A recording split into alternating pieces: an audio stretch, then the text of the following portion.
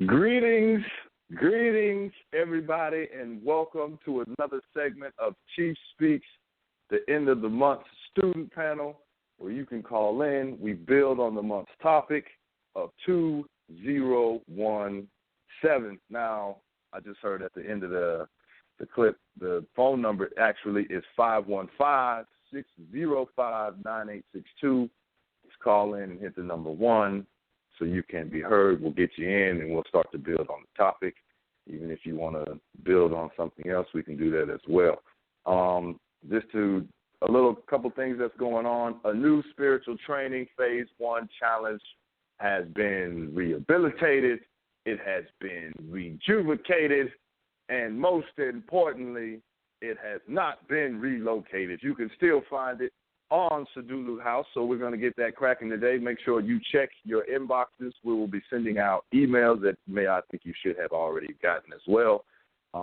Building will go along with each other and start to knock that out. Again, I know what some of you are thinking already, but I thought that already started. Yes, but we have rehabilitated it. We have revamped it, so just know we are getting it cracking, all right? So, next thing, we have the men's call coming up too as well. That will be next strong. So every first Sunday we have that. So make sure you go to A New Life Global. Make sure you fill it out, the form, so we can get you on that as well. Brother Charles will reach out to you and get you all the details of that. The women's call, which is every Monday. I think they do a Google Hangout. They may be switching it up, as I've heard. I've not been on that line, so I can't really tell you too much information about that, but I do know it's every Monday. So make sure you go again to A New Life Global, sign up, and we can get you in on that as well. So what we're talking about this month is the 20179. I believe I have my co-host with me, Brother Charles. Are you in the building? Yes, I'm in the building. There you go. How is everything, Brother Charles? I'm doing well this morning, brother. Thank you for that introduction. I love how you come in at the start of the show. I think it sets things up for really good energy, and I'm looking forward to this first student show of 2017. There we go. All right, good to hear from you, man. And Sister Michelle, are you here? Are you here with us today? I am here. How are you, a new family? Oh, man, I am well. I'm not going to speak for Brother Charles, but I'm doing great. I'm going to let Brother Charles go and jump on. Well, I already said I was doing great, man. I'm good. There you go. We just want to hear it again. We just want to we're going to confirm it. We just want to confirm. All right. Everything I'm very good, excited about it. Yeah, I'm excited about today's topic. Pretty nervous, too, but I'm excited mostly. Okay. All right. Well, then, with no further ado, and we're going to give a shout-out to Sister Ty, who is handling some other business, so she won't be able to join us, her and Brother Byron. So we're going to hold it down for them.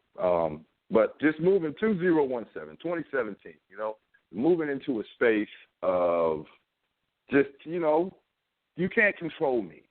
You can't hold me down. And if you can't hold me down, then that means you got to put in a little work. That means you can't be lazy. That means you can't have things just handed to you, right? And I think when I listen to some people and they always be like, you got to find your why. Why is important. And I thought it was great when Chief just broke that down. Your why is elusive. Your why is going to change from day. Why you did it today might not be the same reason why you did it, you're going to do it tomorrow. So when we start moving into a space of, taking control and ownership of your own life, then I think you have to start taking inventory. And instead of finding your why, you have to ask yourself why. Why is it that I'm after some of the things that I'm after? Why is it that I am thinking about money so much? Why is it that I'm thinking about sex so much? Why is it that I'm thinking about all these things so much? Is these things that I've actually given it some thought that I really want to go after, that I really want to have in my life? Or have I been programmed by some other entity, entertainment, or as Sister Kim said, entertainment? Have these things been trained and embedded in my mind that I haven't given any thought about, but I'm just put on a treadmill and I'm supposed to run after these things because I'm supposed to have these things in order to have a fulfilled life.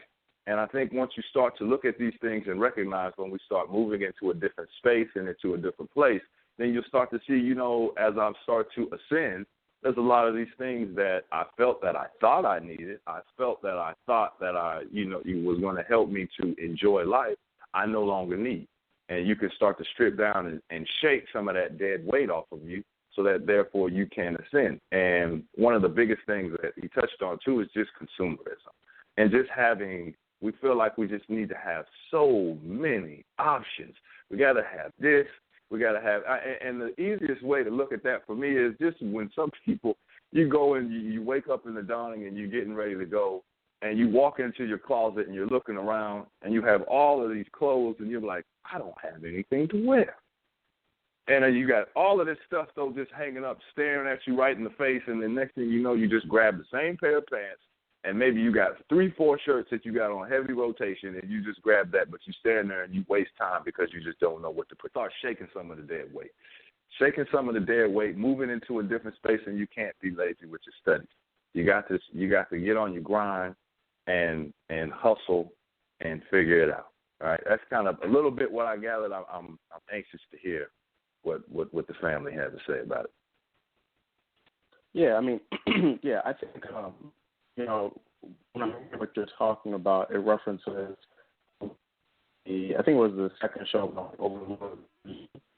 And it was just the idea of sometimes even in that process of shaking things off, you don't really realize how much actual programming you're still following. So, you know, if you take one religious system and one process for that religious system, and then you switch to another one, but you bring over all those same thoughts and ideas and behaviors, you're still practicing the exact same way.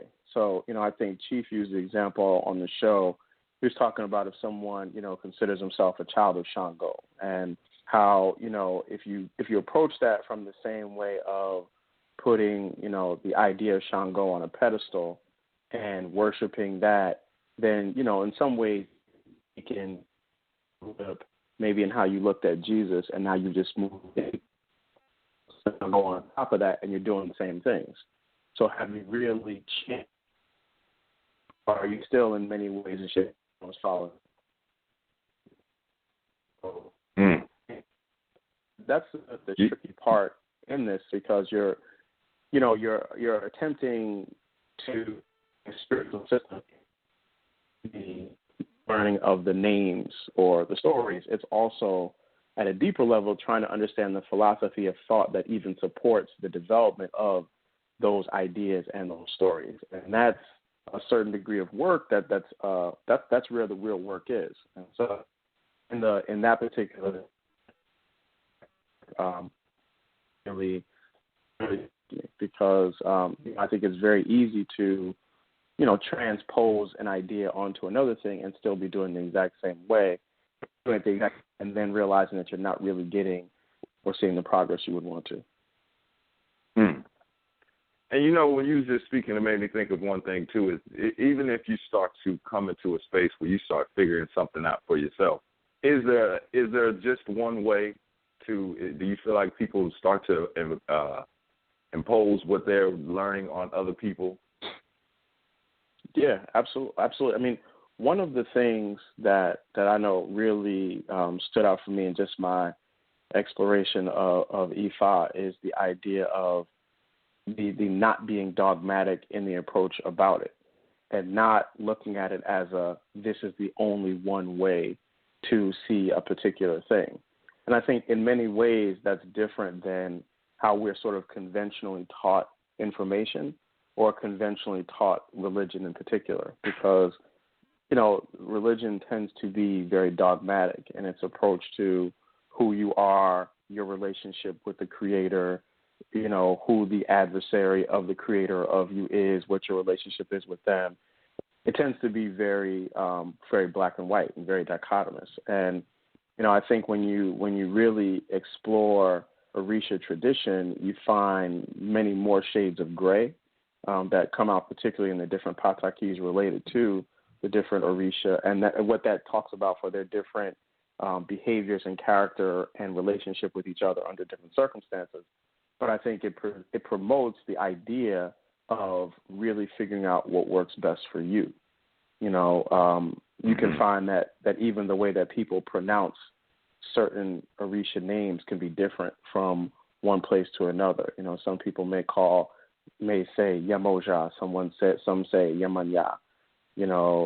Some may say Shango, some may say Chango. It depends on just how they pronounce those things. And even that, somebody, I've really appreciated the not having it defined as you have to say it this way, you have to do it this way in order for it to be real for you or to work for you. Because, really, and this is one of the things that I remember Chief saying from very, very beginning is, your spirituality has to work for you, and it has to be very natural for how you operate. Because if it doesn't, and if it's not, and if you're only doing it based on how someone else told you to do it, then you're still sort of falling under that impact of someone else's ideas for how you're going to relate to the God of your understanding. Get some of that feminine vibration rolling in here. See what Sister Michelle, what stood out for you, Sister Michelle? Oh, man, what didn't stand out? You know something? Now that I was listening to Brother Charles, I'm going to talk about the video that you just put out, the one that you're talking about, you deserve everything that you've ever dreamed of. And I really enjoyed that video because of what you said, particularly about how do you think that you're going to be able, that you deserve everything that you want when you haven't put in the work for it. So Brother Chief also talked about that in the show about entitlement. And that show really hit hard for me because, I'm going to admit it, a lot of the stuff that I've been doing prior to this month, I don't think I was half-assing it, but I think I didn't really understand why I was doing the things that I was doing. And now I find myself in a position where I have to, really analyze everything that I do every day, like my rituals, how much time I'm investing in each thing. Is it worthy of it? The reasoning behind it, and if I should change it. And I feel like I have to put in that work because before I really wasn't thinking about things and giving it that much depth. So, and it was coming from a sense of entitlement. Like I was just giving, here a shoe, here's your candle, here's your smoke. Okay, go do whatever it is that you need to do. Whereas no, I have to sit down and I have to find the issue in me. I have to honor it, and I have to put in the work to get to know that energy in me. So it's not just about, lighting my candle, burning my frankincense, and then just cleaning my hands off and then just calling it a day. And I feel like that work that is necessary is the one that's really overlooked by a lot of people. Like it's the candles and the frankincense and all that I've gotten from a child. Like I've seen that growing up, and I really like it. But now I'm questioning it. Why do I do these things? Why do I like it? Why is it that this energy calls to me? So it's a lot of self-introspection that a lot of people don't want to do. And it's very important when it comes to your spirituality because, this is all you. Am I right? Mm-hmm. So, when you was just, something just stood out when you was speaking. It's almost like when we're here to evolve. But before we can have evolution, we first have to have revolution.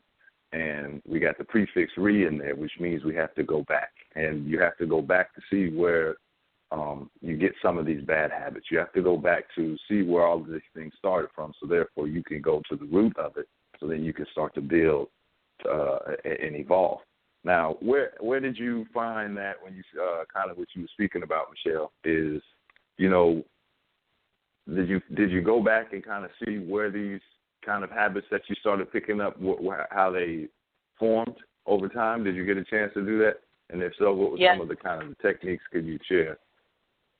Yes. Well, the main one, the main one that I have is my smoking. Why do I smoke? And I know I used my spirituality as I would say like an excuse for me to smoke. So I buy a lot of cigars, and I make my own blends. So I could just sit here in the dawning. My altar could be cold, which means that it's not lit, and I'm still smoking. It's like I'm not really connecting to a shoe or a goon, so what am I doing? I'm just feeding my own demons of my own oral fixation habits. And I personally have seen the effects of bad habits in people. Like my father was a victim of that. His own bad habits and his unwillingness to let them go pretty much ruined his life. So these past few days with this new moon in Aquarius and everything has put me through so many emotional roller coasters, whether it be about my family, my mother, my father, myself, my own family. And I'm seeing the correlations of the bad habits that my parents used to do, now my father's transitions. And now I'm reevaluating a lot of stuff. So as of today, which coincides with the start and the revamp of our new Phase 1 challenge, I'm completely clean. I'm actually in all white right now, sign of purity, and I'm going to remain sober for a long time and have a clean journey and a new spiritual awareness of myself, and really ask all those questions that Brother Charles was talking about. Why do I do these things? I'm going to relook at everything that I do, because everything that I do is spiritual. The cooking, why do I cook this? Is this vegetable good for my family? Is this do I need to cook this? Is it better for me to eat it raw or to juice it? So it's a hard road of introspection. And I personally feel like it's very necessary because of the first show that Chief did about the year 10 and the day. Well, that day specifically was a 3-day, but this year is a 10-year, and it's a creative year. So whatever we do this year is going to be magnified for a very long time. So it's really important to really take into consideration, our daily habits so that we can move to a higher plane or to a higher sense of self and respect. Right. And just when you was thinking, I was thinking of the show Even Habits, which was related to haberdashery, which is articles of clothing. And when you start to move and again going and ascending into a different space, you start to see that these are some of these clothes that I have on that I'm taking into the summertime that is going to just burn me up, that it's going to be too heavy, that I can't take into this space, that I can't take into this time and moment in my life. And once we start to do some evaluation and see that, okay, I got to strip down to some of this stuff. I got to shake loose some of it so I can start to ascend and go into a different space. Because if you don't, then you're just going to be either you're going to get left behind, and then you're going to be trying to figure out why everybody is gone, and you want to reach out and a hand. But in truth, nobody has to do nothing for you. Period. Nothing. So you're going to have to get up and do it yourself. And it's like this old little story that people used to say. There was a man who broke his car broke down. He was sitting on the side of the road. And as he's sitting on the side of the road, he just gets out and he puts his hand up and waving at people to come help him. Well, then nobody stops to help him. Well, eventually he just starts to push the car himself, and that's when everybody starts to get out and say, hey, man, you need some help. Only reason they start out and help you because you see that you're helping yourself. So when you start to help yourself, that's when other people will step in. Okay, how can I do it? Even when you have conversations with Chief and you ask him some I don't know if y'all ever asked him like a lazy question. They're like, man, what page is that on? And he kind of just said, man, I'm not dealing with you. Like, ask me a better question. Ask me something that you put some energy and some effort into. Ask me something that, what do you think about? I see what you wrote on page so-and-so, and this is how I related it to my life. Putting some energy and effort into it, and then, therefore, you'll get some energy and effort back into your answer. And then all of a sudden, just get your basket ready because there's about to be some fruit that's about to drop and fill in there. So you just got to put some energy in for yourself and don't think that everything is going to be handed to you. So, yeah, what do you think, Brother Charles? There's actually a couple of things that I do want to jump in on, but I do have some callers, so I definitely want to make sure we acknowledge the callers that are coming in for that. But I do think caller 267, Chief Speaks Student Show. Peace. This is brother. Peace. How you doing, man? Hey, things are well over here, brother. Things are well. How are you? I'm well, man. That's good to hear. Thanks. This is Sadulu. I'm calling from Philly. Billy is in I just the wanted building. to talk about what y'all were just discussing with you were talking about like kind of how we have to kind of get rid of like the clutter in our lives. Like we're talking about how we kind of make obstacles for ourselves when we have a little too much going on, or like when we're like consuming a little too much. For example, right. when you get up in the morning, you look for something to wear, and you have all this stuff, but you still are having trouble making a decision on what to wear just because you have so many options. And I thought it was interesting as it relates to something that I came upon. People call it minimalism, like just focusing less on the objects that you have in your life. And I kind of started practicing that a little bit, just like getting rid of a lot of the clutter, a lot of the unuseful things that I have in my home that just don't really serve any purpose. And it's helped, and just honestly, and like just getting rid of some of the things, it's helped me to have like a bit of a clearer mind also, like clearing some things within me that, aren't really useful anymore, just like regrets that I may have, or things that, I felt like I should have done in the past that I didn't, just kind of letting go of some of those things. Right. And so it's interesting how that kind of relates to that practice of minimalism and, getting rid of that clutter, getting rid of those bad habits and trying to foster new habits, new, good, more productive habits, I guess you could say. Right. And, that's basically what I wanted to chime in on, just to get my point of view on that. But that's all. Thank you. Yeah. Thanks for the call, brother. Yeah. Yeah, we definitely appreciate it. I was saying, we definitely appreciate that.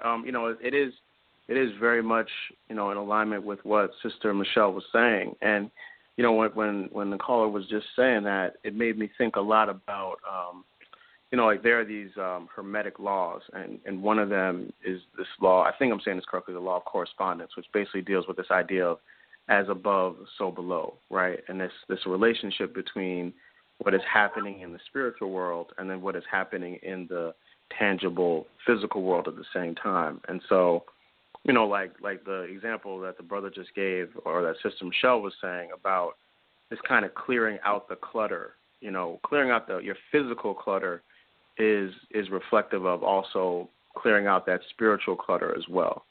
So, when we're going through those processes, that's happening on two different levels. Just like, in our ritual work, we are physically doing something that is spiritually having an impact and cause, because those two things are related. So, just that idea of, clearing yourself out, clearing your mind out, reevaluating your spiritual practices and the cause of your spiritual practices is, I think that it's a part of the natural evolution process. I mean, these concepts and ideas, that we call Orisha are also interested in evolving and changing, but they can only do that to the extent that we are also going through that change process. So I think it's completely rational that your relationship and idea of Eshu changes over time, because you're changing over time. You're working with that energy is changing over time, and the energy within you is changing. I think, it's probably not a good idea to ever get to a point where you're very static with that or crystallized with that, because that means that your evolution is stopped, and then as a result, your evolution in terms of the relationship with that particular energy is stopping as well. It made me just think of sometimes, you go to visit somebody's house, and as you walk into their house, it just got, the kitchen is just dirty. You got paper towels on the floor and stuff sitting on the table, and the bathtub is dirty, and the toilet got piss running all down the side of the thing. And a lot of times we don't understand, though, this is a reflection of what's going on inside of you. It's a representation of you. So now once you start to see if there's clutter going on all around you, then there's clutter going on inside it. And now it's just starting to inundate you from actually making sound and quality decisions and making sound and quality choices for your own life, because now it just represents everything is all over. And I know some people, I know where to find it. Everything is in a spot. It might look a little crazy to you, but I know exactly where everything is now, because I bet you put your keys down and you're searching for your keys every time you walk outside of your house. Where did I put that? Now you're flipping everything over. If you just get rid of some of the clutter, get rid of some, especially the excess garbage that we got going on in our minds and in our heads. Because a lot of times it's just relationships that we hold on to, or, old, that job they should have let me go, and you just hold on to it. Man, it's time to move on.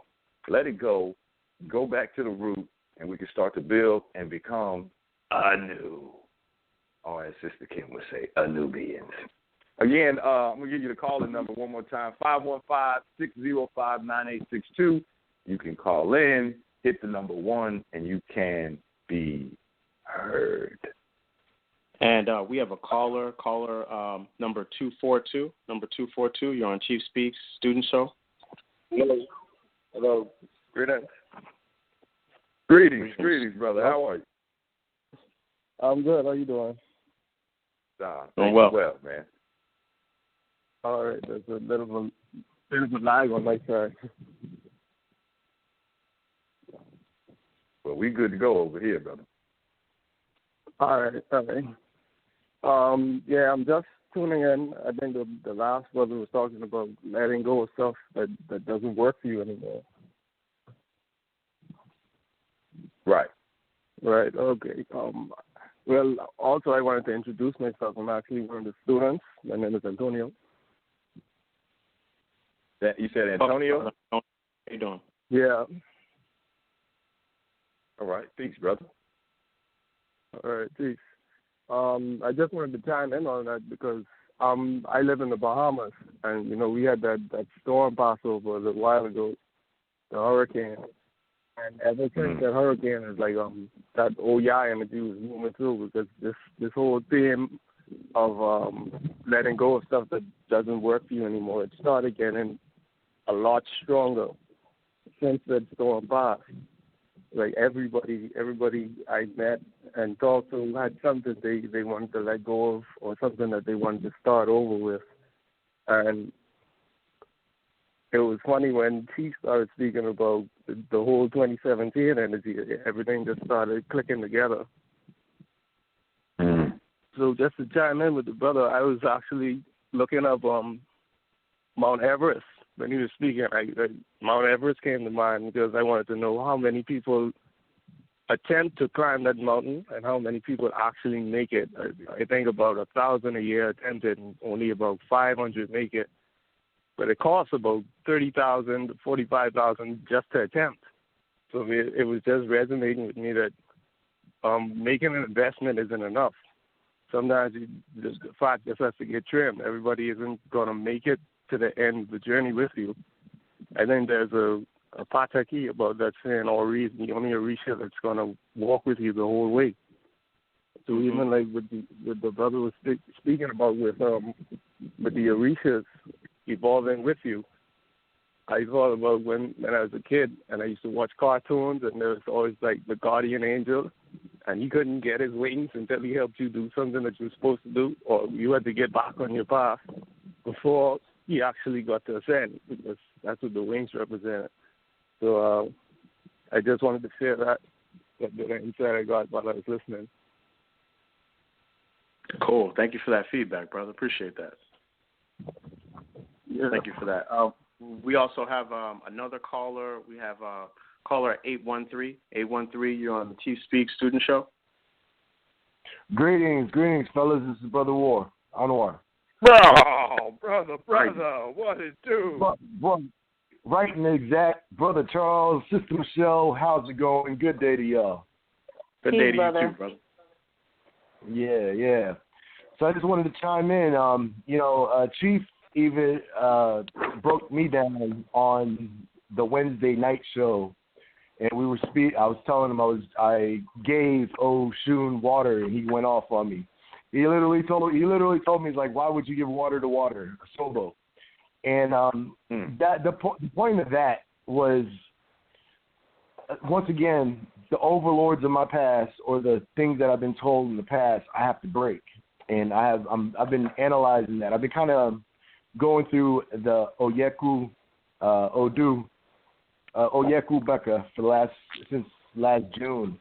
So a lot of the stuff that we've been speaking of, especially this month's topic, has touched home and really got me really focused into why, not how, but the why. And especially with the class, the module 3, I've been on this for about a week and a half, learning the process of it, and in enveloping myself inside of the energies that I have to learn. And actually getting comfortable and getting to the point where you're sitting there, not really comfortable, because I believe what Chief said, being uncomfortable, being comfortable, being uncomfortable. And what I was saying about that is that getting to know the energies you're working with, getting to understand how they're evolving, how it's evolving in your life, is the most important thing about any of the rituals that you do and anything that you're doing practically. You know, one thing that I've been on for the last couple of weeks is step 1. Make sure step 1 is done, because you can't go to step 1, you can't go to step 2 without doing step 1. You know what I'm saying? So that's one of the major things that I think we kind of overlook sometimes, because just like Sister Michelle was saying, doing the ritual and then kind of walking away from hands off, that's not just it.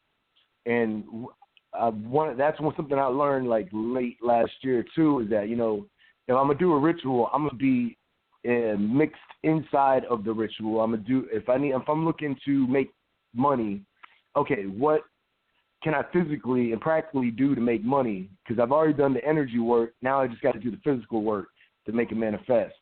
So it's hand in hand, that cause and effect, that that correlation from what's outside of ourselves to what's inside of ourselves, and how we navigate to make those opportunities happen for us, and making sure that we're just getting ourselves in line. Sometimes, like Chief helped me out on that show amazingly, because it gave me a whole nother aspect, a whole nother way to look at the things that I do, and to analyze the things that I do. Even with the community shows, like going through this module, there's been times where Sister Kim said something, and I had to look at what I'm doing in a whole different angle, because you're actually now doing some deductive reasoning. You're doing some actual intellectual process into the actions that you're doing, whether they're ritual, whether they're practical, whether they're something that you're thinking of doing. Why are you thinking of doing it? So I just want to chime in on that. Brother Amar, can I ask you a question? Yes. Always. Have you tried the battery thing out yet? You know what? I did it the following day. Yeah? Oh. Yeah, I did. Okay. I did. And then it's funny. the show after, I think somebody mentioned, like, yeah, everybody can start putting batteries on their altars. That's how I thought about it. Like, yeah, I did it. And it was actually amazing. I actually started off with, because I put the battery, I took a 9-volt, and I started with Esu. I gave Esu a little charge. I let it sit in front of him for about 21 minutes. Then I went to Ogun, strapped it on to Ogun and Ochosi, let it sit for a couple minutes, and then I went to the Owo, my Owo pot, and it's still stuck on my Owo pot now. So there's a direction I was putting that into. So I was clearing the path for finances to start moving close to me. I was energizing the pots because I've already done the rituals for all the things all the people I've worked for the action I need. So now it's just me getting to work on Monday again and focusing on the things that I've put in play this week. So.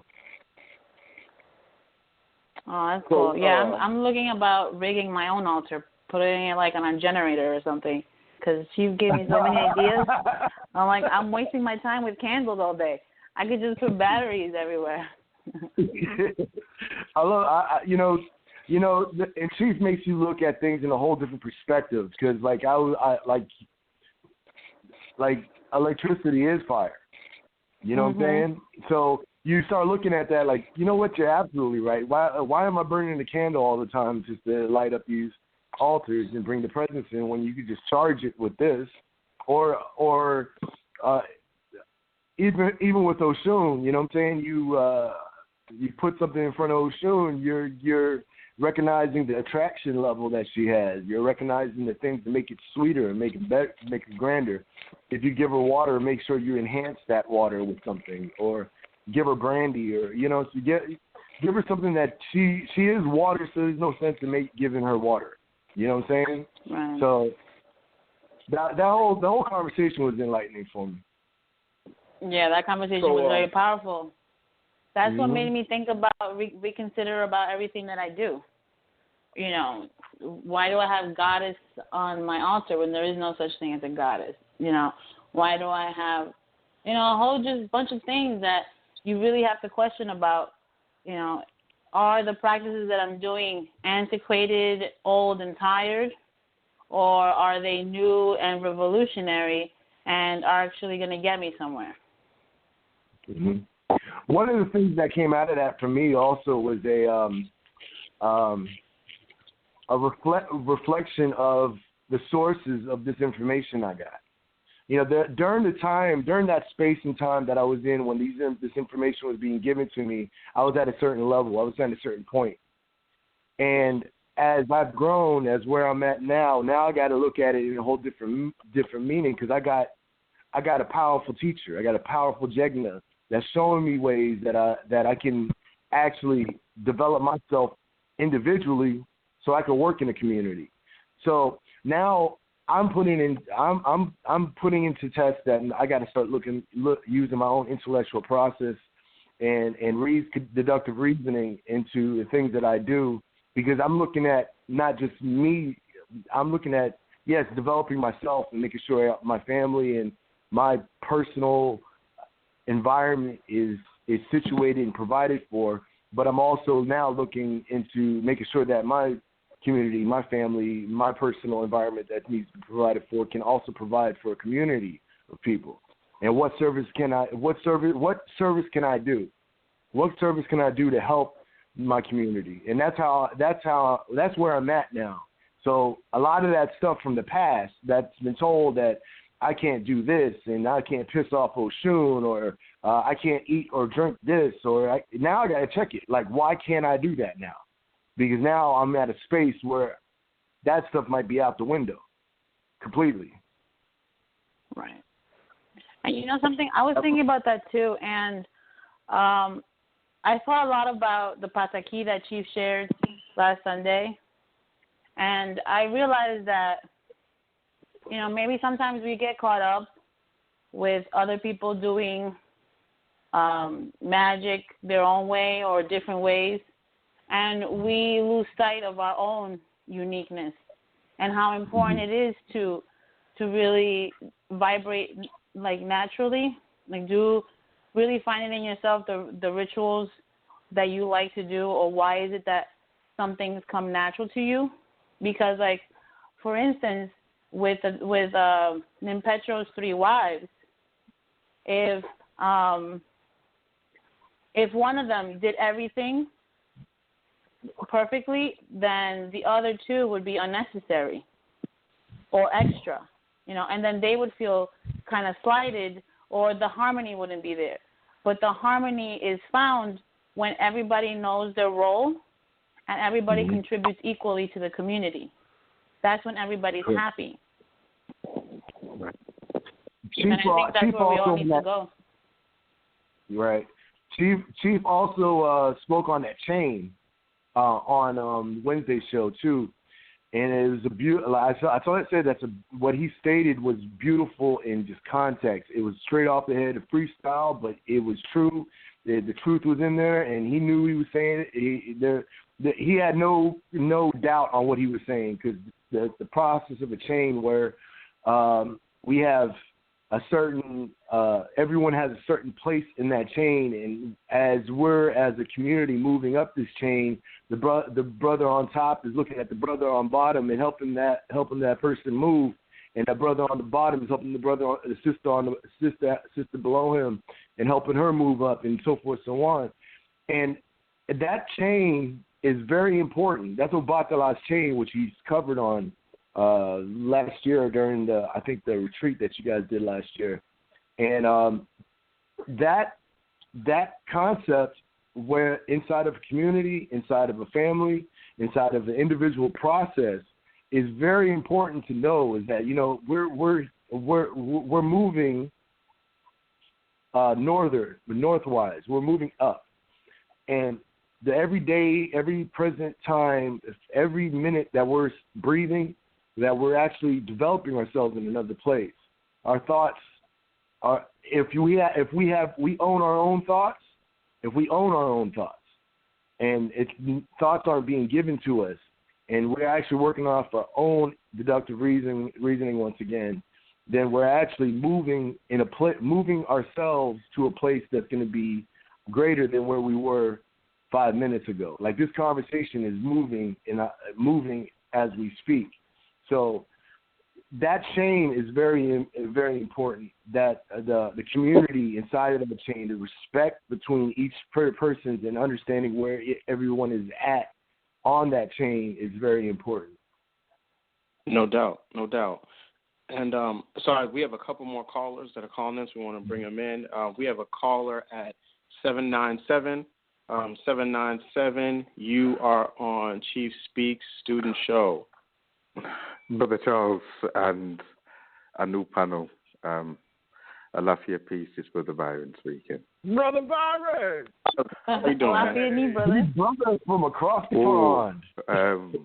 I'm going through it right now.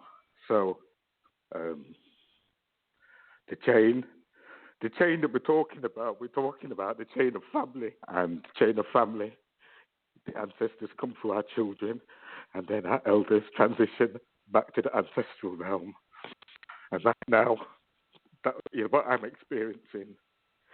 So I just really wanted to call in and get your support right now.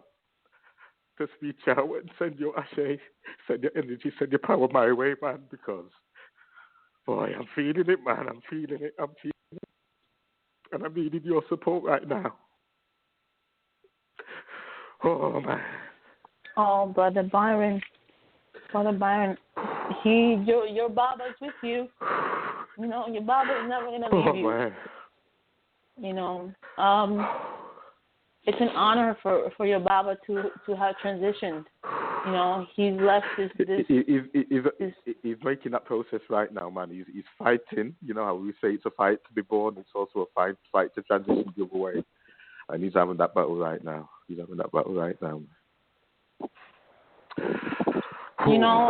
would be I want to just give you peace, Brother Byron, and if you can transmit that peace to your Baba, so that he can find his way calmly speak to him. Tell him that he needs not that he needs to go, but that he can go in peace. That you have that you're gonna hold things down on earth in this realm.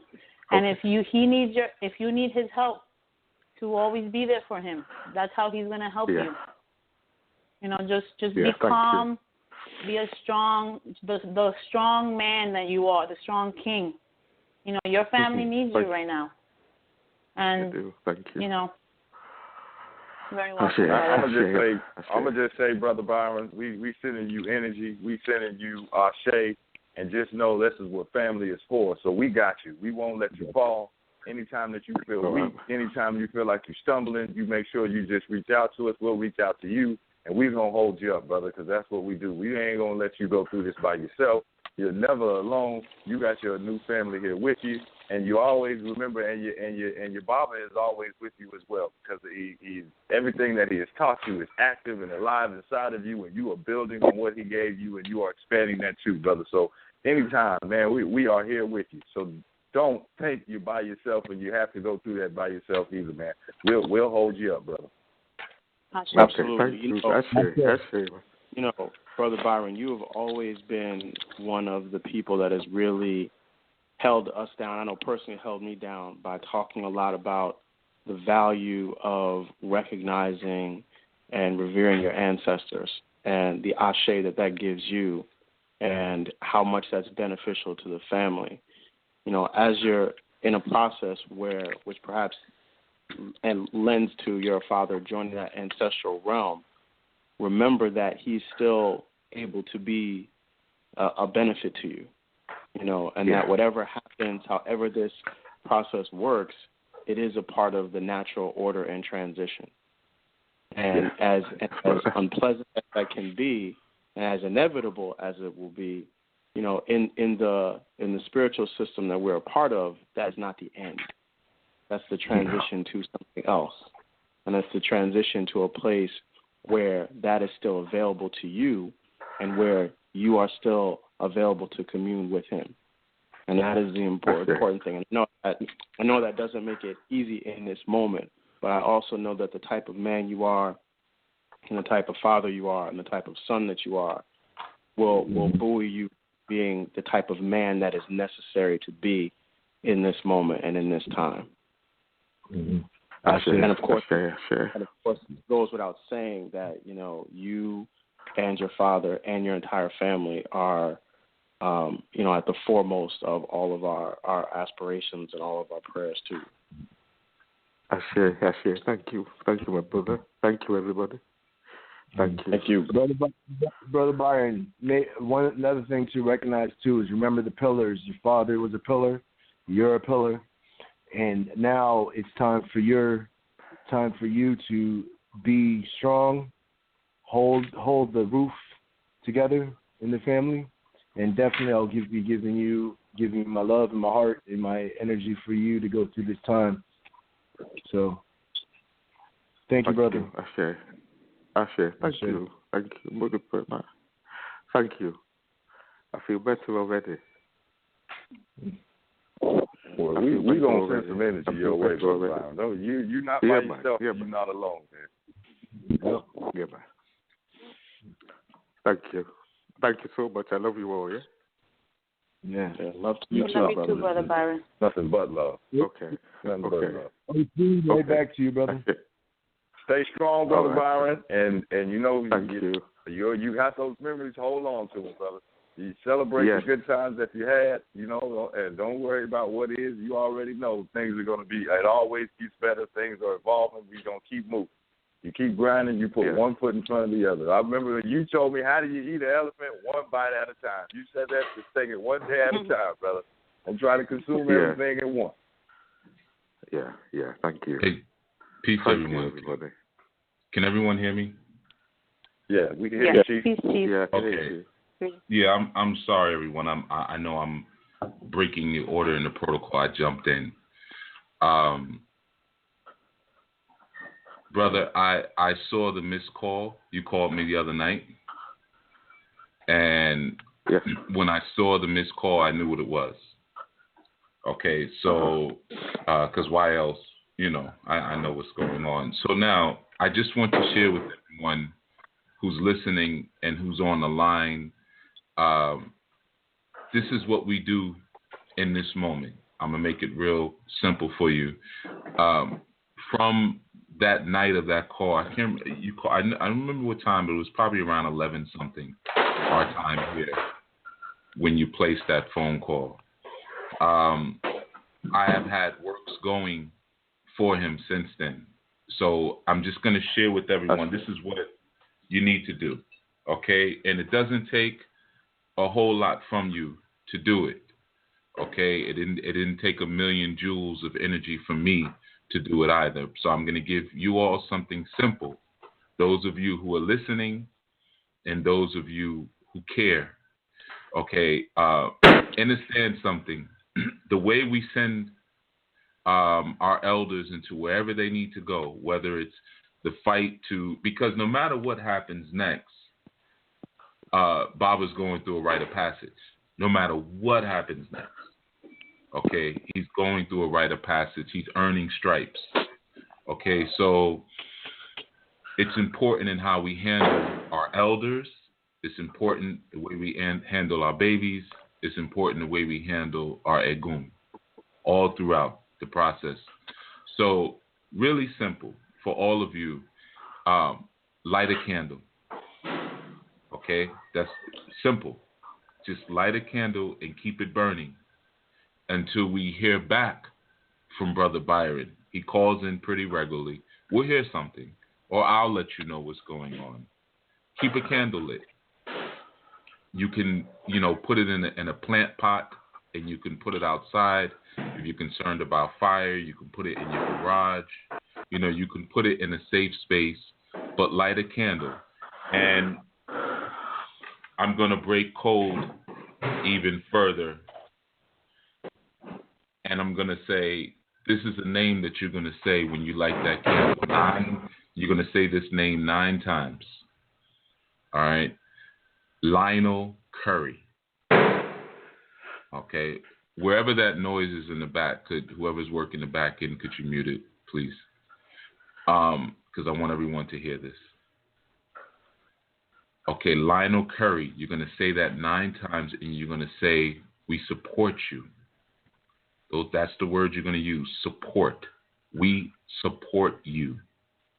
Everyone's going to light a candle. Now, if you want to take it a step further, you can also burn myrrh. You can burn cedar. And you can also pour water around that same space that you have that candle. 9 times, Lionel Curry, we support you. Okay, so in doing that, you're giving energy to his Baba, because that's important. Is more than obviously we are feeling and we're relating to the pain. I'm going to need that noise in the background silenced.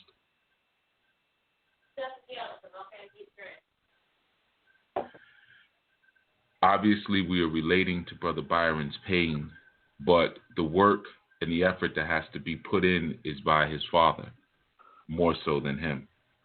So we need to give him the energy to put the work in that he needs to move to whatever space he needs to move to. And don't automatically think transition. But coming through this, he still comes through as a different person. So that's what all of you who have a desire to do something, that's what we do in a very simple sense. Many of you who have called before with similar issue, I've advised the same thing, and you have noticed that it has. Sister Kim can give you testimony to that as well.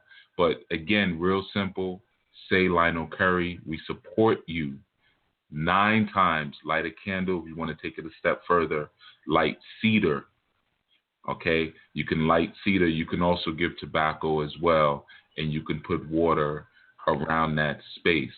Lionel Curry is also a man of the Caribbean, so you can even play older Caribbean music as well to reinvigorate that youthful spirit that's still alive inside of him.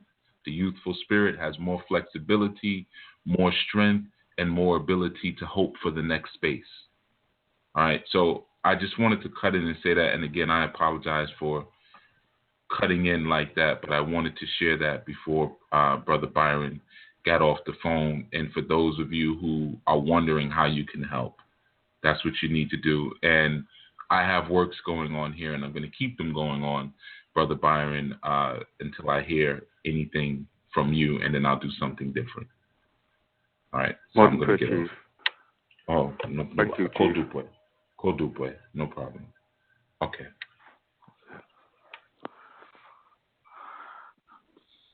Thank you, everybody. I'm really grateful for everything, for your words and for your energy that you're sending my dad's way. So I just really want to say that from all of my family, all of my clan over here, that we're really grateful. Well, thank you for sharing, Brother Byron. Thank you for entrusting us with sharing in this moment. We appreciate that. We appreciate that authenticity from you, which you have always demonstrated. And, it goes without question that we will support you in any way that we can. Yeah. Respect. Thank you. Thank you very much, everyone. And I will let the show goes exceedingly well for the rest of the show. But I'm gonna have to go for now, okay? So thank you again. Of course. Peace. One love, brother. Okay. Peace. Peace. Okay. Wow, that's wow. All right. So we do have some more people on the call. We have area code 864. 864, you are on the Chief Speaks Student Show. Hey, what's going on, everybody? It's Pedro. Brother Pedro, what's going on, my brother? Not much, man. And then I called in probably about 15 minutes after 11. And, everybody, of course, saying the right thing. And Brother Byron came in. And I just had to press 1, man. Just let them know, I'm sending all my ashe to him to do whatever. And I honestly, I was working with herbs and mixing them and, pretty much smogging out the house even before I got in tune with Chief. So it's crazy how he just came and laid something down, because that's exactly what I was going to do, man. I was just going to take some frankincense and sage and probably another oil or two and just send my ashe for his pops, man, and, just carry on like he said, even do what Chief said, man. But I had already thought about that before Chief came on, but I'm going to still do what Chief said and probably do what I do too, man, because, it touched me a lot, man. Brother Byron I never spoke to him personally myself, but hearing him on the shows and, even his voice, I can feel his strength and his energy, man. And for him to break down like that, it just really touched me, because I feel like he's one of the strongest brothers, out of Anu right now, man. So I just wanted to share that piece, man. I just, Brother Byron, stay up. I know he gone now, but, I just had to give my little piece on that, man, because I'm always for that. I'm always going to support. Absolutely, man. Thanks for calling in. Thanks for sharing. And, yeah, we support each other, man. That's what family is about. Yeah, man. Oh, I say I'm all the way with it, man. Everything everybody's saying is right in key with what we need to hear. Brother Zach, I watched your show on Anu last night. That was right on time, man. We gotta make our own way. You know what I'm saying? And like it's just crazy how everything be together. Cause like I say, in my area, man, with my brothers, man, we build on pretty much the same stuff. And once again, this is what we was talking about: stand in our own lane and doing what we can do, to reaching our inner beings, man. Right. That's what they say, man. You stay in your lane, won't be no traffic now. That's right. Keep it rolling. Stay on the path, man. Got you. Thank you for that, Brother Pedro. I appreciate that, man. No problem, man. Okay. So we have another caller. We have a caller on 615. 615, you are on the Chief Speak Student Show.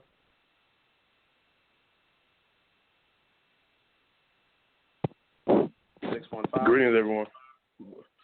Hey, greetings. Oh, Brother Dietrich. What's going on, my brother? Chiche, our new family. Y'all doing all right? We are. Oh, boy, I told. Things are well, brother. Things are well. Man, that was it was hard to listen to, but it was beautiful to listen to because, I mean, you know, when I remember Chief was saying that sometimes you have to create a space for healing. That way you can take the torch and keep running with it.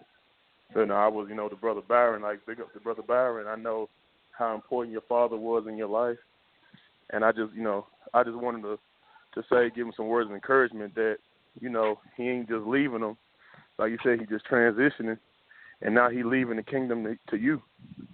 So it's up to it's your turn now.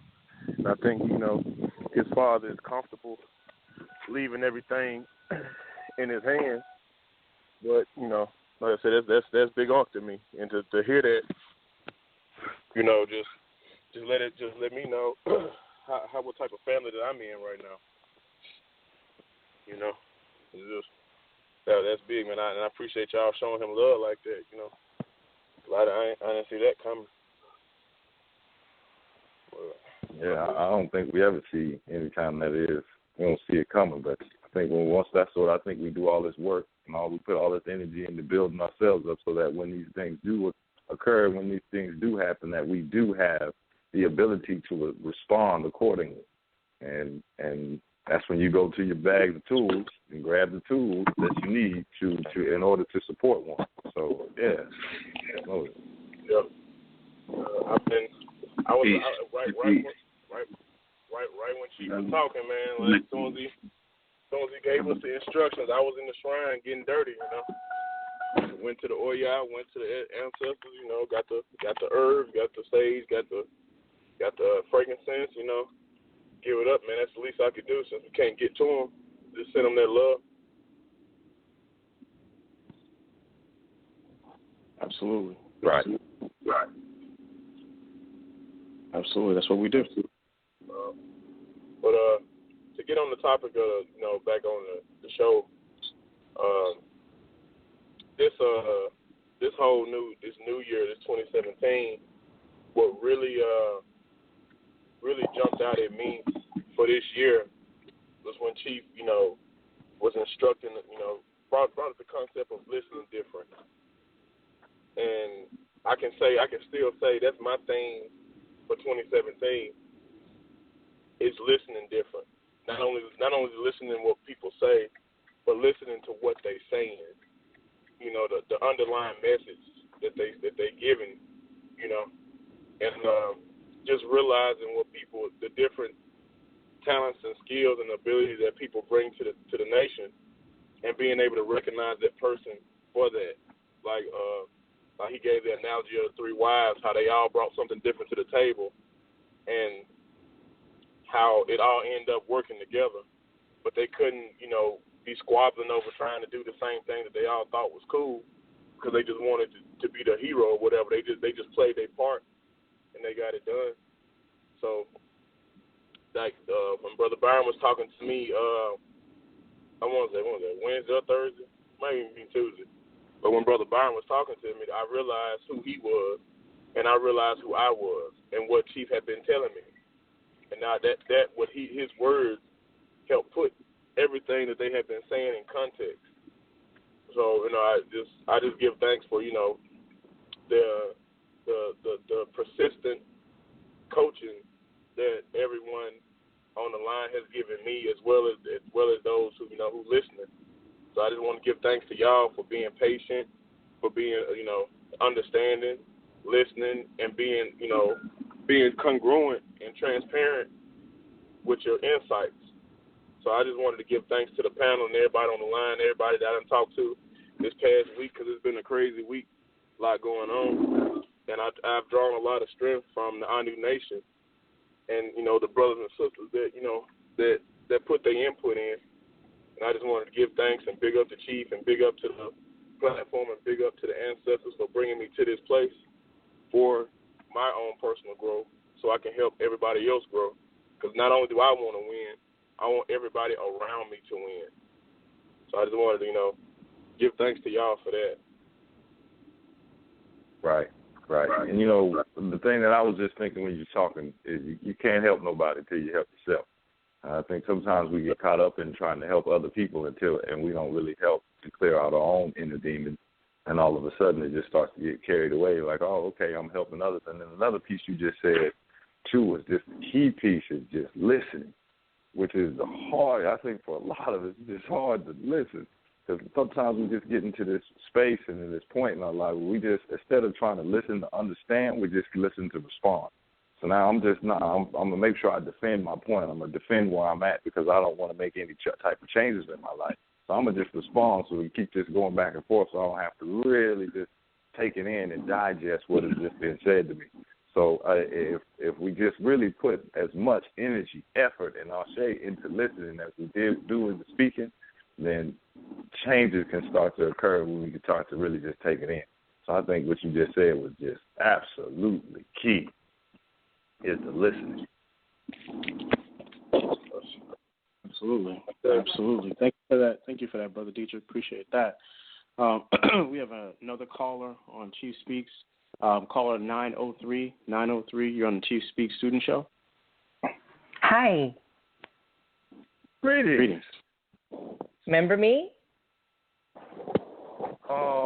We don't. You want me to lie to you? You want me to tell you the truth? Oh, that's a shame. You don't remember me.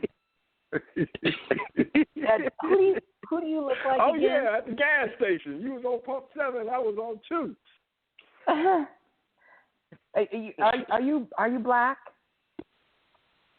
Last time I checked. Yeah. Okay. So we're gonna go ahead and move on. All right. Okay. All right. So we have another caller. We have caller on 410. Caller number 410. You're on the Chief Speaks Student Show. Greetings, everyone. Greetings. Greetings. This is Sister Tutu calling. And hey, I don't think I've met everyone. I'm not really sure, but I know I've met Charles. And yes. I was just saying. That was just my way. I was really happy to hear your voice. Good. Yeah, me too. I'm happy to hear everybody. And that last call kind of tripped me a little bit too, so I lost my chain of thought. But I normally don't call in. I don't think I've ever called in my 3 years with Anu. So this is interesting day that I chose to listen to the call, first of all, at the time it's happening. Normally I do it in the afternoon. And so I was very touched by Brother Byron's call. And so I felt that I needed to share my little story with how I knew it helped me, but also to send love and support and deep respect to Brother Byron and to his family. He has helped me quite a bit during the 1 year, the first year I should say, of the course. So I just felt I wanted to say that. The other thing is, this show is wonderful. I've never listened, I think, to the student show in its entirety. And all has to do with timing, really. And what I'm finding today is there's such beauty and camaraderie and connections with you all that it's very inspiring. So I wanted to share that and encourage you all to keep doing it because it really is resonating at a very deep, heartfelt level. More, not so much the intellectual part because I get so much of that, but the love and the connection part is just beautiful to witness within the community. The other thing that can you still hear me? Yeah, Hello? we can hear you, sister. Yes. the other thing that I wanted to say is there's some of us in Anu who are, I would call, the quiet types or the quiet workers, the one who do the work in the background, but we don't often come out and speak. And I'd like to at least say it from my perspective is if there's anybody else that's similar to me, not to give up and to keep doing the work. You don't necessarily have to be out there doing the talking and making the noise, but if you're doing the work, you will see the changes and the positive growth and the healing that takes place. And it will reverberate out toward the rest of your life and to others that are in your life. And that's the one thing that I can share with you all that has happened in my life in the 3 years, or it might be a little bit longer, that I've been in the ANU program. So that's pretty much all I wanted to say. Deeply touched. My heart is still kind of out in the surface from Brother Byron's call, so it's hard for me to fully express myself because I'm feeling a lot of connection, and being a very empathic type of person, I'm feeling deep sadness for his experience, but at the same time, I recognize that there's work to be done, so we need to just gather our energies and do what needs to be done for the support of his family. So I want to thank you all for giving me the time to speak. So that's all I have to say. Thank you. Well, thanks for calling in. And, you know, when you were speaking, it just made me think of even the month's topic on unity, you know, and do we all need to be doing the same thing? Absolutely not. We're all designed to do different things. Some people will be at the front, some people will be on the back, but we're all working towards the same common goal. The thumb is going to do something different than the finger or your ring finger or the foot, but it's all working towards the same thing. We're all doing different things in different places. So, but we appreciate you for coming out the back and calling into the show, sis. So give thanks. One more thing. I almost forgot. I wanted to say hello to Sister Michelle as well. All right. Thank you. Hey, thank you for calling in, Sister Tutu. Appreciate you. We have another caller on Chief Speaks student show. We have a caller at 337. Caller 337. We have you on the Chief Speaks student show. Hello? Hello? Hello? Hello. Peace, yes, you're on Chief Speaks. Hi, yes, peace. Hi, how are you? The caller you had before obviously was some kind of troll or something, and you hung up on them. But the point of race, it is a good political point in today's climate. Now, in terms of you, sir, just for the point I'm trying to make, are you octoroon or are you full? Okay, so we got some people being funny today. We got some people who have no life, who have nothing to do but just sit there and try to call into a different show. This is what happens when people, this is what I'm saying when we said stay in your lane and there won't be no traffic and people have no purpose and no trajectory for their own life. So what they do then, they have to try to find some way to step and impede on other people's progress. This is what you get when you get that. This is why you get a life path reading. Maybe they can call in and get that so they can get some clarity in their life. Yeah.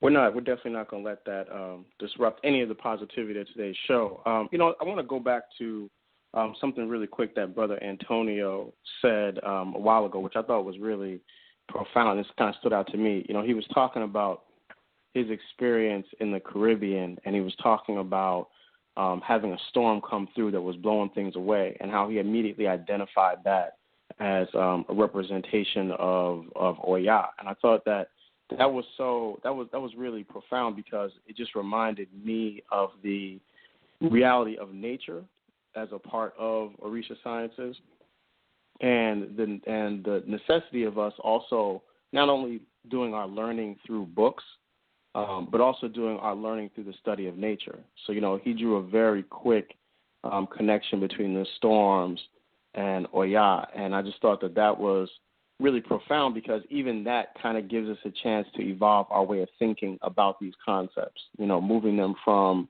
thinking about, Oya as a woman to thinking about how does that relate to a storm? And then he also mentioned, he said he was looking at Mount Everest.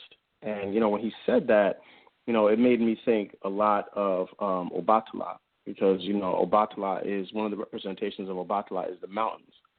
And then he mentioned how so few people have been able to climb Mount Everest. And what I was thinking when he was saying that was just about, what does that say about the consciousness of Obatala? What does that say about what does it mean to become, that chief of the White Claw? What does that path look like, and how difficult is it to get there? That so few people even aspire to that space, and that there are so many that try that ultimately don't make it. And so, I just thought that when Brother Antonio shared that piece with us, it was very layered and textured in terms of just looking at different ways of learning. Even the conversation that Sister Michelle and Brother Anwar had about batteries as opposed to candles, and just looking at, how do we evolve our ways of thinking about this work that we're doing and about our spiritual understanding. So just I thought that was a profound thing, and I just wanted to, big the brother up for bringing that up and sharing those 2 points with us, because I thought they were very interrelated and very much in line with the idea of thinking differently and thinking in a new way about our spirituality. With that said, I know we got a couple other callers on here. We have caller 802. 802, you're on the Chief Speak Student Show. What does your load smell like? Give us. You got to ask your mama. Okay. We have caller 904 on the show. 904 on the Chief Speak Student Show. Caller 904. Oh, okay. Looks like we don't have a caller 904. All right. So, going back to just looking at the shows that happened for this month. Toward the end, one of the things. But can I make a statement on what you were just speaking about with the mountain in Oya? Obatala? Yeah, absolutely. One of the things that we look when Oya comes in town, or she's always in town. Number one, she's the wind. So how the wind moves has a fluidity to it. So there's really nothing that could stop the wind from coming through, honestly. The wind is always there. The air is always there, whether it's in motion or not. Now, when she's visible, that's when trees are rattling and it goes hurricane speed winds. Everybody's experienced that. It represents things being shifted from one place to another, energy being transferred from one place to another, the change that's happening within that. A lot of us get so wrapped up in change, so afraid of change, and we put ourselves in a stressful environment because of change, instead of just letting the winds subside after a while and let the energy land where it needs to, let things land where it needs to. That's what I wanted to say about the Oya piece. And with the Obatala, the mountain, is that when we're climbing the mountain, we're looking up and we're watching our foot placement, where we put it, where our arm placement as we watch climbing the mountain up. We're also usually with a group of people, and when we're looking with a group of people, there's people looking up and down, making sure everybody's okay. Like how we were, how we just showed how that chain works with Brother Byron. That is an example of how a community moves up the mountain. And even if we're going down the mountain, we're also doing the same way, but we're looking down as we're climbing down.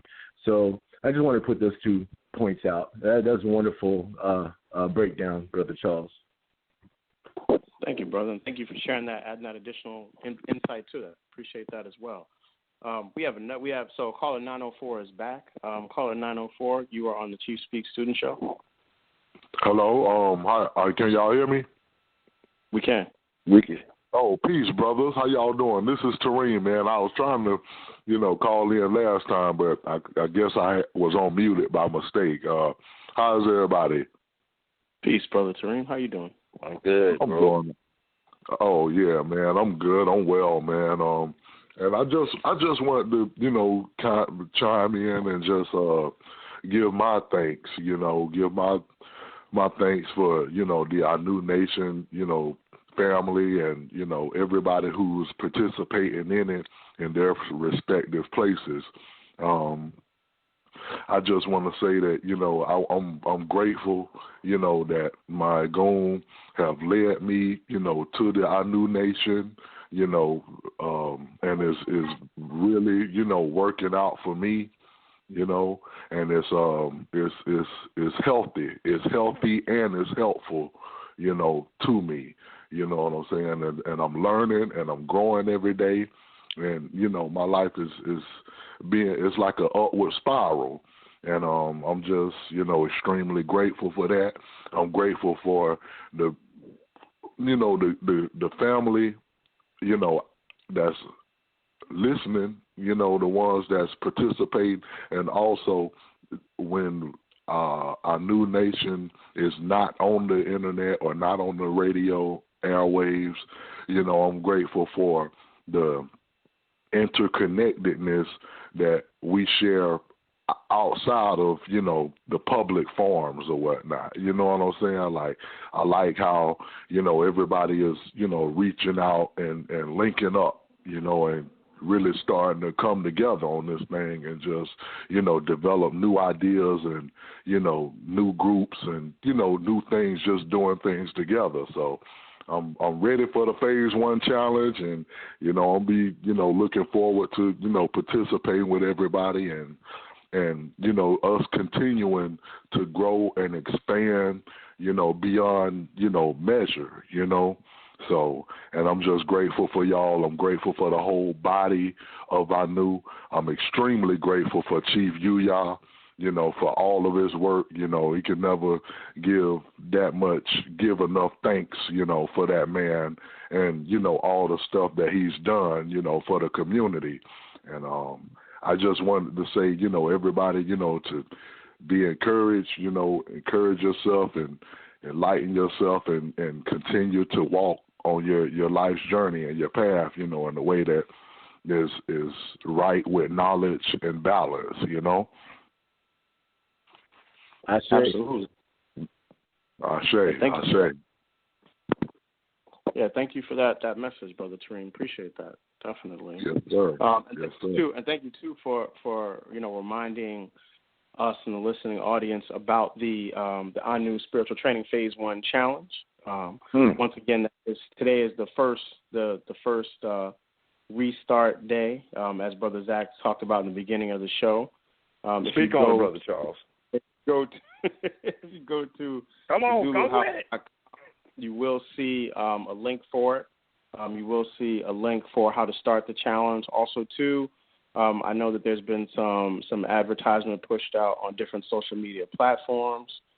So we definitely want to make sure that as many people as possible are participating. Over the years, many people have begun the challenge or have begun the training, Phase 1 training, and we really want as many people as possible to complete it.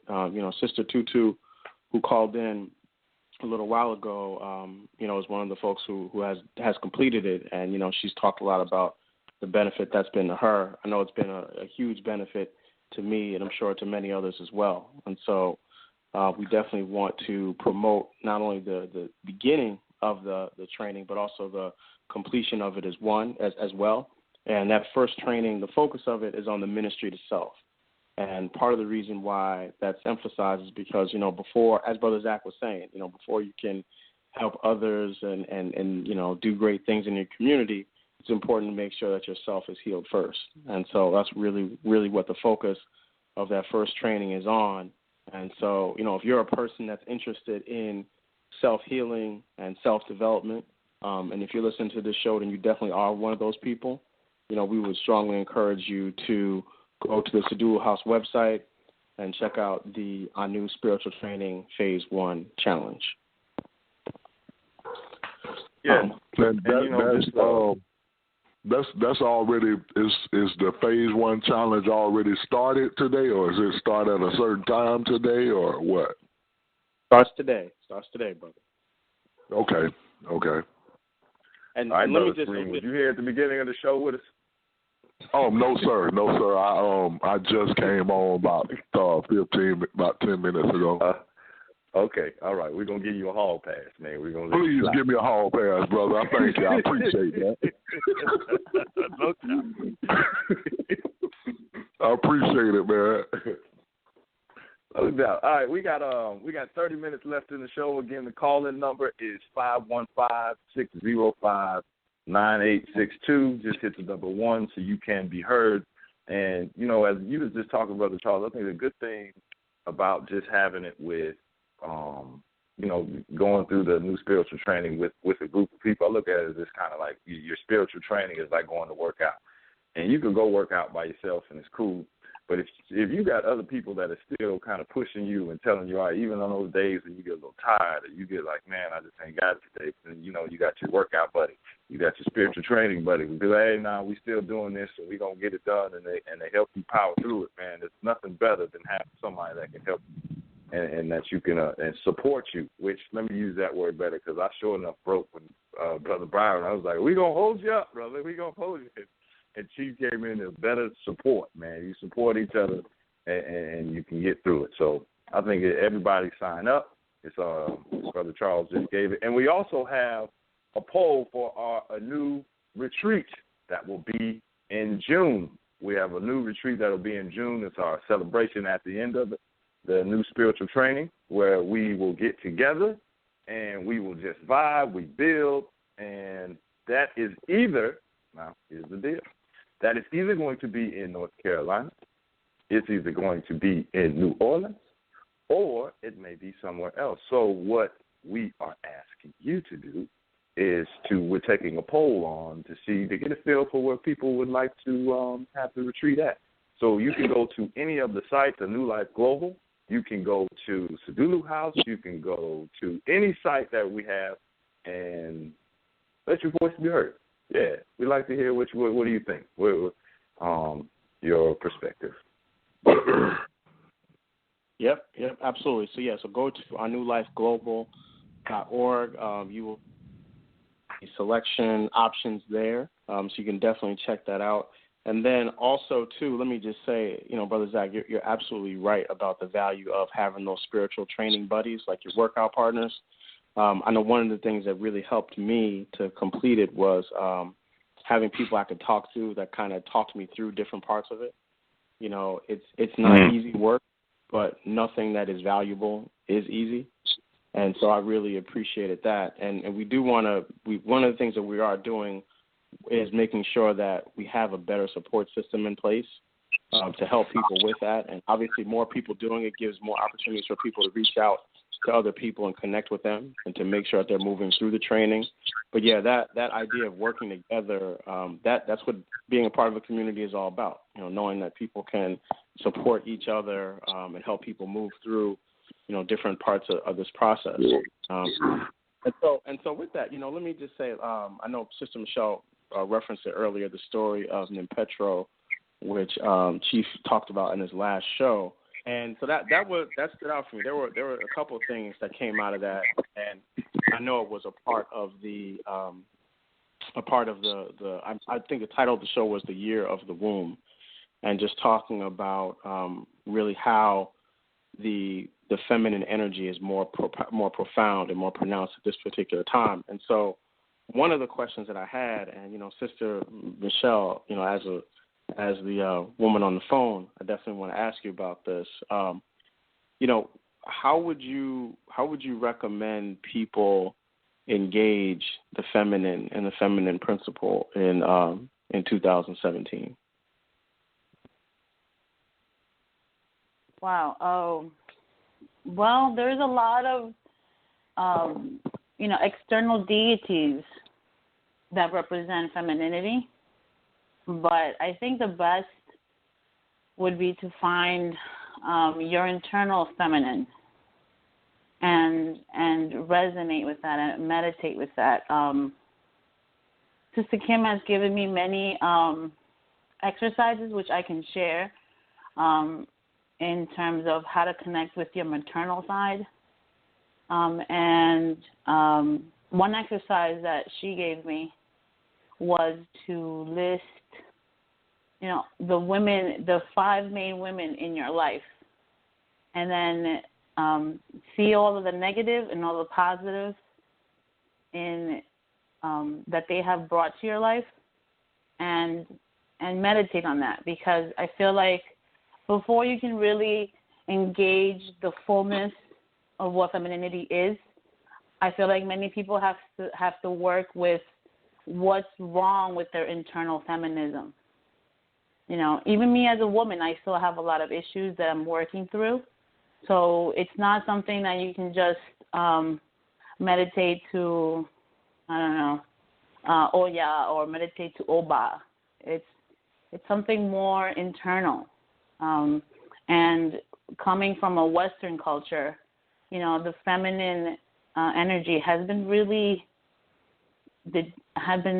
degenerated or perverted in many ways. So we have a very distorted view of what femininity is, which I can almost see it with that story of Nimpetro, because how many not polygamous, or how many plural families do we know? I don't know many. I don't know any, actually, personally. So that in itself speaks on the fact that we don't really know what femininity is. We all have feminine and masculine, and it's a balance. But since we're working with the womb this year, I would recommend just doing that exercise, and then maybe even creating your own womb, which is like a pot, and put in there things that represent femininity to you, and work with that. But I think the main thing is really analyzing the feminine energies that are outside of you, and see what they reflect inside of you. For example, your family members. And I don't think it's an easy thing that you can just just sit one night and meditate. But just thinking right now, the one ritual that I always talk about, and that Chief has it online, is a bath for Yemaya, which is 2 or 3 ingredients, and that has helped me a lot. I've done that again, and that experience showed me a lot of the things that I'm doing wrong when it comes to viewpoints on what a woman is, and a lot of the things have to do with control. A lot of women, and I hear that all the time, not only in Anu Nation, but I'm also working with women outside of Anu Nation, and everybody has this. Every woman that I've spoken to has this very sick desire to control everything that their man wants to do or that their family wants to do, and the story with Nimpetro speaks on that. That when the woman really trying to gain control and trying to direct things, trouble ensues. Like when they were fighting over who Nimpetro was going to sleep in that night. When the decision isn't made by the women, the decision is made by the man, the masculine energy. But yeah, I just wanted to speak also on the qualities of Oya, and Brother Anwar spoke about this a little bit too, but sorry. Oya is Oya is an energy of the ancestors. She's also an energy of shifting power. So, and I'm mainly saying this for everybody, but mainly for Brother Byron. And she comes in hard. I feel like with the hurricanes and the tornadoes, there's a lot of emotions going on when she's in town, and a lot of things change all at once. But her blessings come in, when she leaves. You see kind of like where the energy has settled and where the energy is now in. So it's always a shifting in power. So that might be something that would be good to reflect on with that energy, especially with all of these not issues with the community, but these events that are happening. And I also wanted to speak on the fact how, Chief laid out this month almost like a road for us to really introspect and see what is it that we're doing, what is it that we're doing it for. Because I know for myself, I came into this spirituality and this community, and when I first started doing ritual work, a lot of the rituals were centered in myself, in my own material gain. And shortly after, I started seeing that wasn't working. So now that I'm slowly but surely exercising all of these demons that I have in me, I see that the work that I'm doing is not really for my benefit. I'm doing all of this clearing work, all of this removal of ancient myths and ancient practices that no longer work. It is for the community, because while I'm doing the show, I'm also at my altar and I'm lighting candles and I'm setting intentions. But they're not for me. They're for the group. They're for the community, because that's when it's needed. I would feel really helpless or even useless as a member of the community if I did all these rituals and they didn't do anything, or they served no purpose. So I feel not good in a way, but I feel part of the community and I feel vital. I have a sense of drive and a sense of purpose when I know that I can set an intention, I can light a candle, or I can even, give Brother Byron an electrical charge, or his father. I can give him a jolt, even from a distance, to help out. As little as it may be, I can still, contribute something to the community that has given to me so much. And I think that's really important when it comes to spiritual work, to realize that is not about the self, it's not about, what you can gain from it. So you really, like Brother Charles said in his video, Brother Zach said in his video, you can't come to this with an empty plate and then expect to be fed. You have to really look at your plate, see what you're bringing, look at what's excess and what's not needed, clear it out, keep all the healthy stuff on your plate, offer it to the community, and then see what the community is going to give you back. So, go ahead, as you were speaking, Sister Michelle, I was thinking of just that there was one show when Chief had said he recommended a book called Celestial Prophecy. Right, and I was just connecting that to kind of the question that Brother Charles just said, because in there, it starts to tell you about some of the ways that people kind of like to try to control the situations, and it was like they be a victim or intimidate or aloof or aggression or something like that, and it was just saying that, one has to go back and examine their parents, and as you examine your parents, then you can see where you have gotten to this point. So how much of that would you say one would need to examine to actually tap into that feminine energy? I think that's essential. That is very essential, and that's a lot of the problems that I have.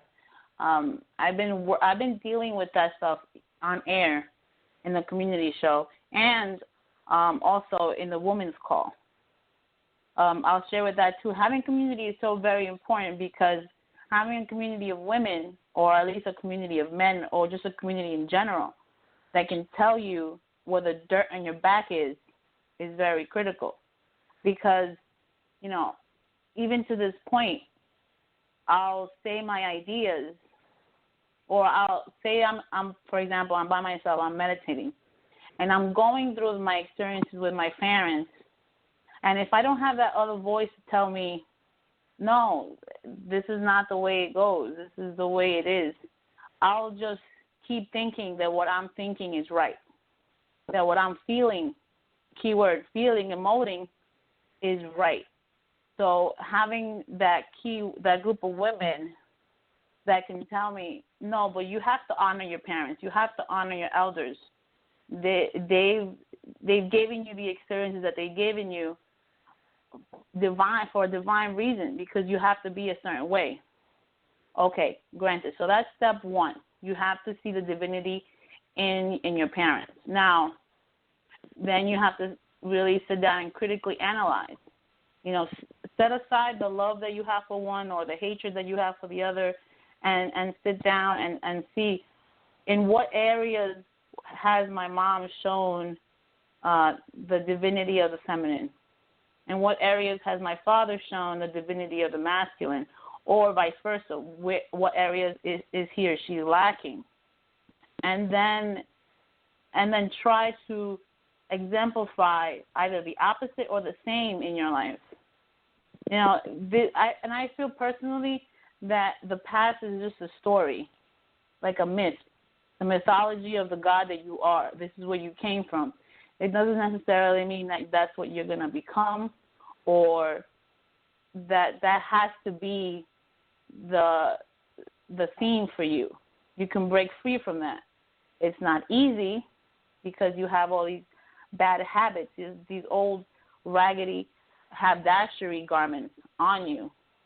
So it's just a matter of saying, this is what I can use, this is what I'm not going to use, and whatever it is that you are going to use, really analyze, why am I doing this, for what purpose, and then take it from there. Because not everything that was given to you, you have to receive, because a lot of that sometimes is poison. And that's probably what you needed to wake up. Right. You needed some of that, right? Right. Would that be then hard. when some people? Would that be when some people, some people like you can't skip steps? Would that be skipping a step when some people just try to skip over? Can you really tap into your true femininity by skipping over the one who has given you birth? Would that be skipping a step, in a sense? I think so, and I don't think you can skip a step. I think you'll always be stuck in one step, and that's the reason why I've been in phase one for so long. I've been trying to skip steps, or I've been trying to avoid issues that I don't want to deal with. So you'll always be brought back to it, or if not, then you're just going to get stuck where you are. Some people don't want to take those hurdles, so they don't want to see it, or they rather take a reroute. But you can't reroute your past or the issues that come with having parents in a Western world.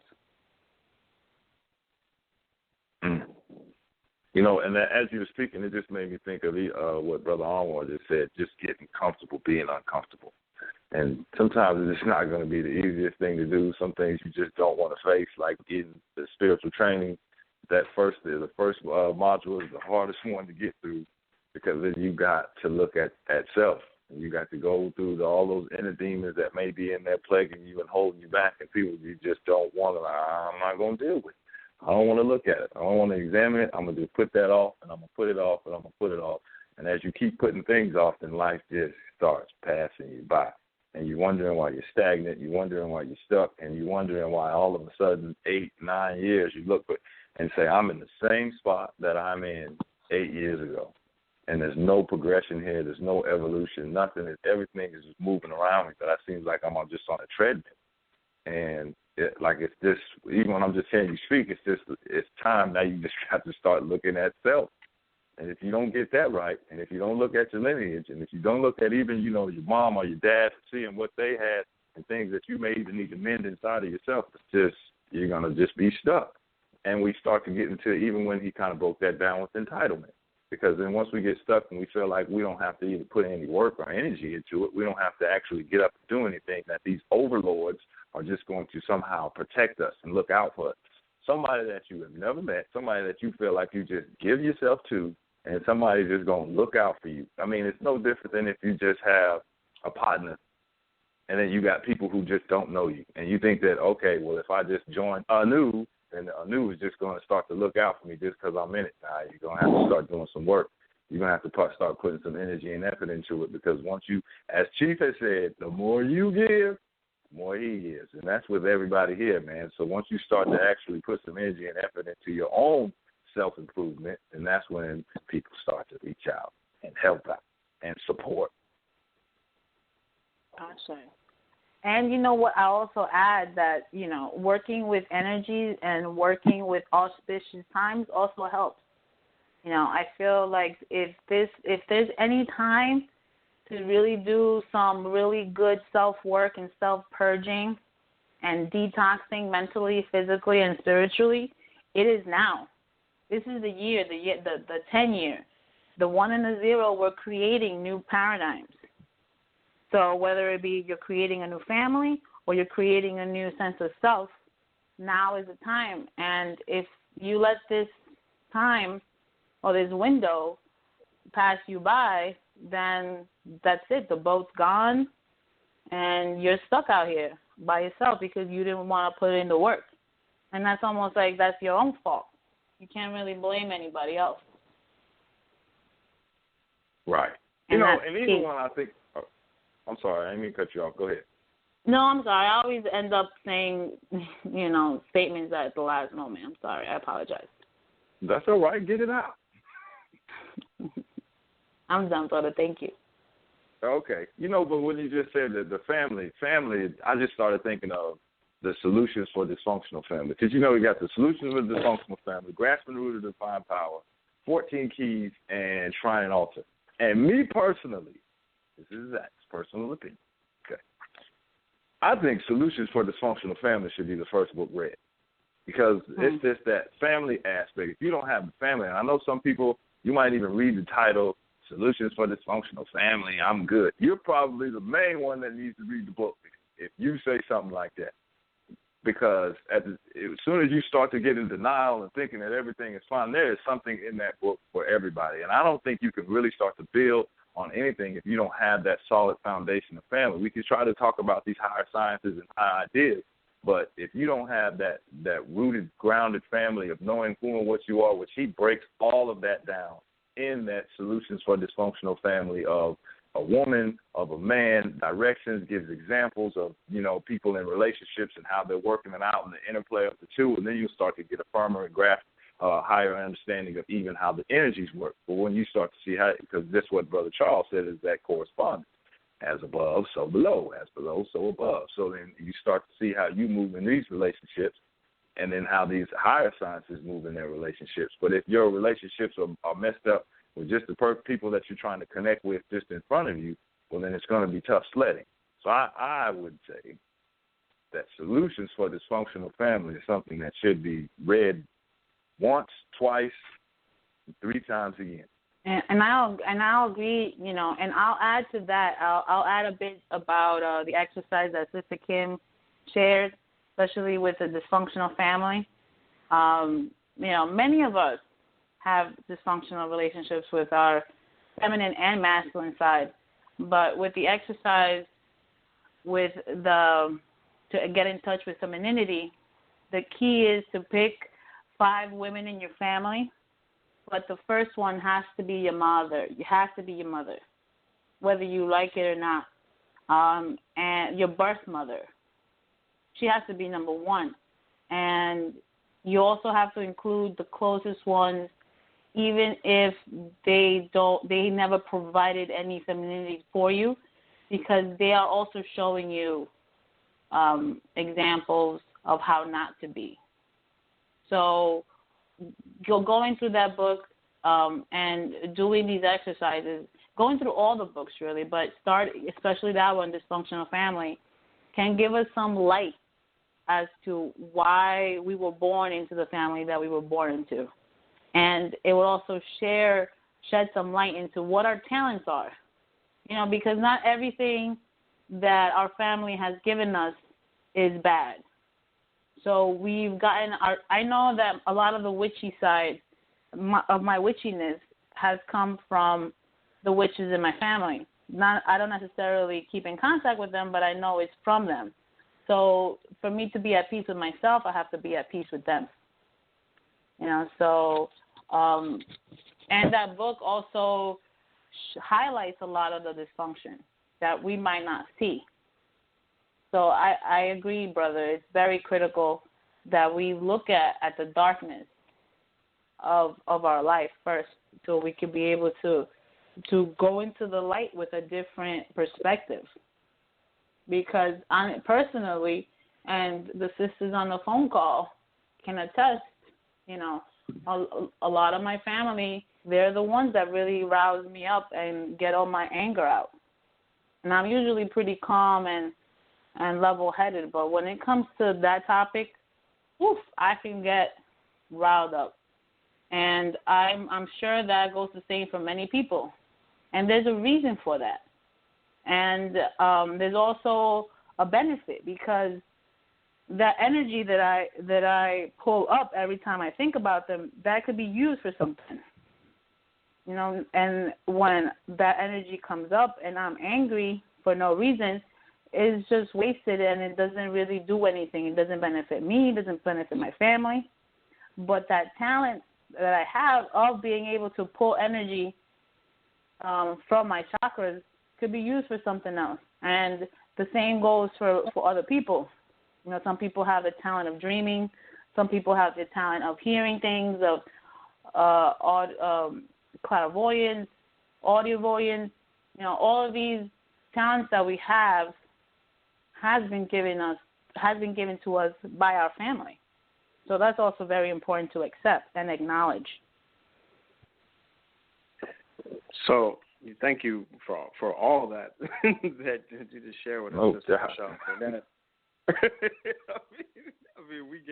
I asked a question and the answer you get. That was very, very thorough, and that exercise with thinking about the women that have impacted your life, that's serious. So thank you very much for that.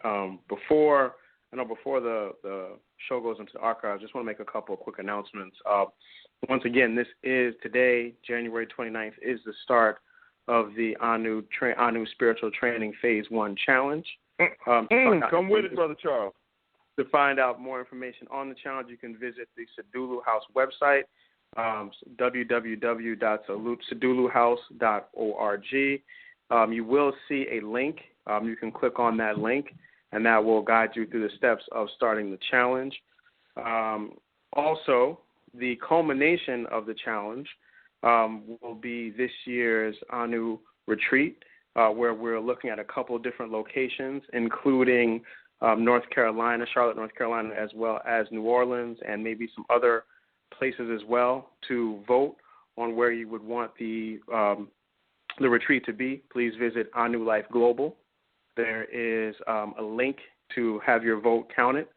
So, if you want to make a vote and have your vote really count, go to the Anu Life site, and you can vote on where this year's Anu retreat will be. Also, on that Anu Life Global site, you can click on a link to get connected, and in that link you can also emphasize what ministry you would like to be a part of, particularly for the men. Every month, the first Sunday of each month, we have a men's call. If you sign in through that link and say that you're interested in the men's call, you'll be connected to me, and I will reach out to you and give you the information for the next call, which will be next Sunday. So, yes, I just wanted to make sure everybody was clear on those things before the show goes into archives. No doubt. So I think we have one more caller before we go ahead and close out. We have 856. You are on. She speaks. Peace, everybody. It's Brother Justin. How's everyone? Peace, brother. Hey, I had to just follow up with what Sister Michelle was saying. Another important piece of having all that knowledge and knowing, kind of going back to your roots and studying and getting into that place where you're learning all your dysfunctions, is you get there, and then the next piece is, now that you kind of know where you are, the next part after that is acting and just getting into that place where you get the courage to just move out and make the changes necessary. So I'll use myself as an example. I just left Mexico. I was in Mexico for a couple of days, and this experience being there was an extreme rites of passage for me, more so for my courage, because I struggled with just struggle with fears and certain changes, and just being more out front, and I struggle with my confidence in certain areas. And I had to do some things I never have done before. One, I have a fear of heights, not anymore after leaving Mexico, but I had a fear of heights, and I had a fear of being in the water, just being in like large bodies of water. So I had some fun like excursions. I went zip lining through the air, stuff I never would have ever thought I've never would have done before. Just things that I look now as a point of reference, that whenever I do lose courage or whenever I'm afraid of certain things, I know now that I can use that as a way of just now, okay, remember you did this. Now you can move on to the next phase of your life. These are the things that, the most important thing that you have to do when you're looking to make the change, you're going to have to act. That's just you have all the knowledge, but now is the next step of moving. And sometimes you're going to have to just jump off that cliff, and you're going to get bumps and bruises or whatever you're going to get. But once you make that step, and you can keep looking back at your previous step and say, all right, now I can make another step. I have the energy from that past step pushing me forward, these experiences, these bruises, and all these things that has initiated me into different phases. I can continue, and I can keep doing what I need to do. But I'm telling you, that experience there was extremely introspective. It was something that has opened my eyes to myself. Even like, and I can even connect to the classes, because this all ties into Anu actually. Like, just taking those excursions and being in the elements, different elements, in different settings, and how, I mean, it's insane when you learn about like when you're doing the divination class, and you're learning about the elements on each quadrant, and you liking them, and I liking them as I was on the excursions. I was in the sky doing the zip lining, and I'm like, okay, this is the air quadrant of the Opponent. Oh, okay, I'm in the center, and I'm moving here, and I'm learning this, and this is a piece that I can use to have clarity of thought. And then I'm in the water, and I'm like, all right, this is a place where, that was the part I was actually most afraid of. I actually hyperventilated because I was nervous, but being down there, I was panicking because I was in a cavern. The ceiling was so low, and the water was like 50 feet deep. I was in a cenote, like under a cenote. And that experience was almost traumatic for me, because I was losing, like I just felt like I wasn't safe. So I knew that was the area that I need to work in, was the water, the emotions, the feminine part. That piece was the area that I know I need the most work in, just by how I was reacting. My fear was there the most. Not in the air, but just in that part. But I'm rambling. But again, it takes that time, and you just being in different experiences, learning and having the sensations, the physical sensations that you can use that as that point of reference for the next phase, and just keeping that as your courage to carry you on to the next part. But I just had to share that. Just having the willpower is the most important piece, and moving, using your legs, your arms, and taking the next step is just that's the piece that makes everything happen. It cuts the lights on. It makes the energy move. So I just had to share that. And again, thank you all for just this whole experience. The Anu, the classes are insane. And just the panels, I learned so much about myself through just the exchanges. And this is great. I'm like kind of ready to move on and make more changes with myself. So I just had to call in and share that. Thank you. I'm gonna ask you. Hold on, brother. Thank you, brother. How'd you say you did the heights? How'd you get over it? How'd you overcome it? How'd you get through? Oh did my you do goodness! something down there in Mexico? There you go. Like I just did it. I was up with the hawks in the sky. I'm like, yo, this is some stuff I never do. Like, but I'm like, okay, if I took an airplane here and I have an issue with being like the takeoff part of the airplanes, I get real like nauseous from that part. But otherwise, I just did it, and it was actually 3 zip lines. You go higher each section. So you climb up the steps for one, zip line to the next thing, steps higher, zip line to the next one, and then climb up even higher, and you go all the way back down. Nuts. So it was cool. All right, no doubt, man. Good thanks, brother. Good thanks.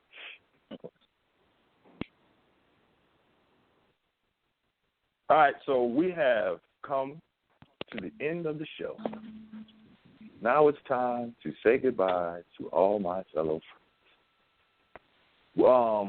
We appreciate everybody for calling in. We're going to close out with some final thoughts. Sister Michelle, you got anything you want to close out with? I just wanted to speak on what Brother Justin was just talking about, and just to keep it short, I really like that idea of going into your fears head on and head first. You know, just going through them and seeing what you find on the other side. I think that's very important because what we fear the most is usually what's holding us back. So I just wanted to say that and to thank Brother Justin for sharing that with us. And thank you, Anu family, for this experience too. Thank you, Chief. Thank you, everybody, so much for always coming together and providing all of these beautiful experiences for the whole community. I'm gonna just say, I'm gonna echo some of the sentiments that Michelle just said. Give thanks to everybody who called in. We got to get out of this space of entitlement. Nobody owes you nothing. We are here for unconditional service, not servants. So you got to get up off your butt. You got to, what they say another, you don't work, you don't eat, you don't grind, you don't shine. So you got to get up and make it happen. All right? So let's put that work in, and we can start to move to better spaces. Brother Charles. Yeah, absolutely. I mean, I would just, second that comment, man. It's new year, time to continue to build the Anu Nation and continue to do your best work, and do that through self-discipline and self-discovery. And so, I just think this was a really impactful show. Once again, really appreciate, Brother Byron reaching out to us, in his time of need and really trusting us with being able to handle the weight of that and give something back to him. And once again, I have the utmost respect for each of you on the call and for those that called in for just taking time and sharing this journey with us. Awesome. No doubt. So with that being said, we will catch you all next time, next month, next topic. We out of here. Peace. Peace. Peace. Oh, double. Bodabo.